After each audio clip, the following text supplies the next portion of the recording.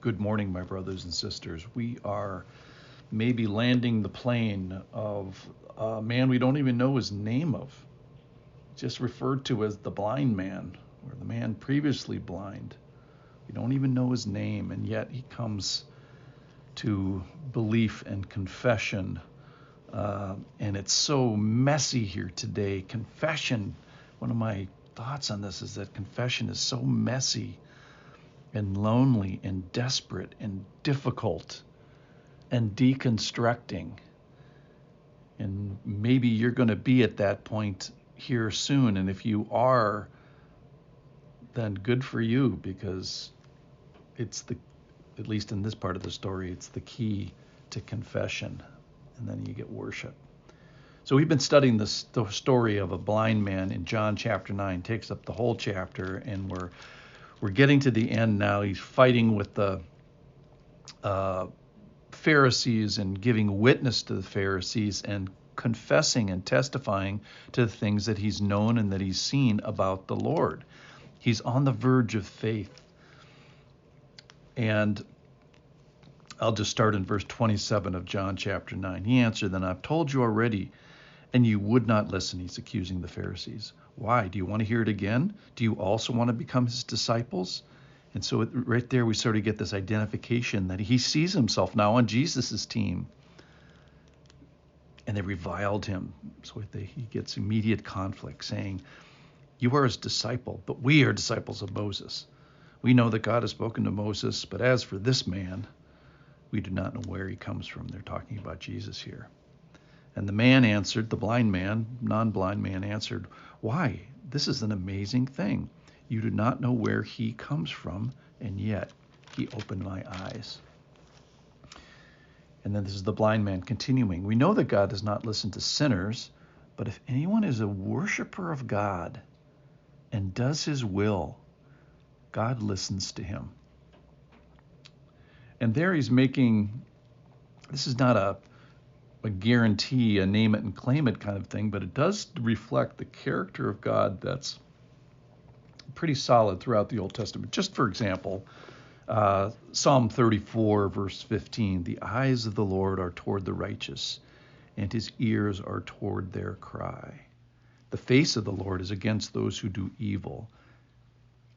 In verse 18, "The Lord is near to the brokenhearted and saves the crushed in spirit." So he is proclaiming biblical truth there. And then he mentions his never event. Never since the world began has it been heard that anyone opened the eyes of a man born blind.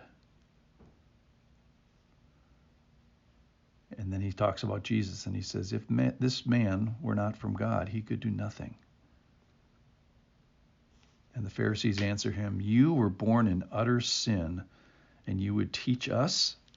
So they're concluding wrongly that sin caused his blindness. And they cast him out. So isolated now. So where are the Pharisees? They've cast him out. Where are his parents? They've sent him to be a beggar. Where are his neighbors? They sort of hot potatoed and got rid of him. And he's alone. Verse 35, Jesus heard that they had cast him out. And having found him, so Jesus finds the blind man. Having found him, he said, "Do you believe in the Son of Man?" He answered, "And who is he, sir, that I may believe?" And Jesus says to him, "You have seen him, and it is he who is speaking to you." So Jesus says, you, the blind man, have seen him before you were unblind, in hearing his promises, hearing his words, seeing his deeds, seeing his power, in distinguishing of spirits and identifying him. You have seen the Lord, even though you've been blind, and some of that time seeing, but this is talking spiritually here. And then Jesus identifies himself. It is he who is speaking to you.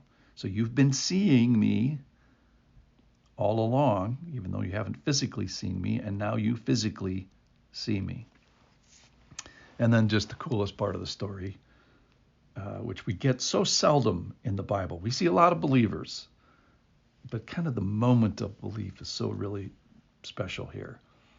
And he said, Lord, I believe. And he worshiped him. And it's right worship. Anything we worship that's not Jesus is idolatry. So worshiping the right thing, which is Jesus, gives evidence to true belief. So I'm touched by this story today. The blind man left alone, cast out forcefully, violently. And so I think if we look back at our conversions, or maybe for those of you who are wrestling with conversion, you're going to find a mess there, and conflict, and loneliness, and isolation, and a desperateness, because where else are we going to go? Reminds me of the passage in John chapter 6, and people are leaving Jesus because it's messy and it's difficult, and Jesus says to the disciples, are you going to leave me too? And I think it was Peter that says, Lord, to whom shall we go? Where else are we going to go? Psalm 73, whom have I in heaven besides you? And we see this man, the blind man, coming to final faith here, confessing things he knows from the Bible, confessing things that he's seen, putting his faith in what the Lord has done to him. What a beautiful story from a man that we don't even know his name. We just know his eye situation. We know about his parents. We know about his neighbors. We know words he says. We know how courageous he was, and we find out what a mess this conversion and confession was. But it's such a happy story at the end. And who is he, sir, that I may believe in him? Jesus said to him, you've seen him, and it is he who is speaking to you. He said, Lord, I believe, and he worshiped him. Let's do the same today.